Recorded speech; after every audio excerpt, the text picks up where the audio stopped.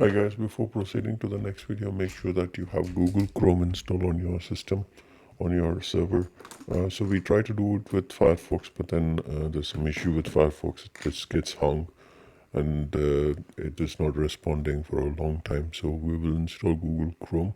I've inserted a document on how to do that. You can check that one on the commands, but then I will run those commands and show you how we can get that installed on the system. So I'll work on that right now. So first, open your console and try to download the Google Chrome on your system.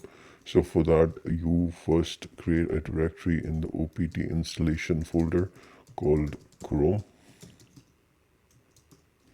and then get inside the folder, and then use the command wget to get the RPM from the internet. So this should download the RPM into your system. And once this download of RPM is completed, you can install the Google Chrome using the command which I'm going to paste right now as next to this. You can also access the same command over the document which is part of the GitHub. So you can take the document and put it over there. The download has completed, so I'm executing the next command to install that package, which is just downloaded from the internet. So this should get your package downloaded, installed. And once this installation is completed, you can start operating Google Chrome immediately. So first time you will get some issues while working with the Google Chrome, as in like it will show you to set up the default browser. So that's something which you need to work on, and then let's do that. Here it's asking me, are you sure you want to install? I'm just saying yes, and I'm giving enter. So this is starting the installation. So this should take about 2 minutes max to max, because it's a very small file to install.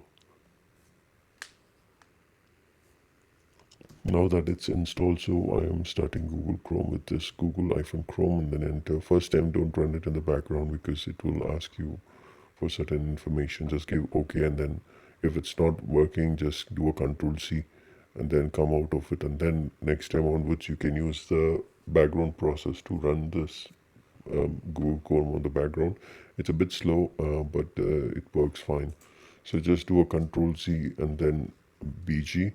Control-Z and BG. So this will push your Chrome to background. So this is connected with the internet, so you can actually go to google.com and you can find out. It's a bit laggy, but then it's okay. It's good to use. So there's no issue with Google Chrome at this moment. So all right. So that's all we have for this video. I'll see you on the next one.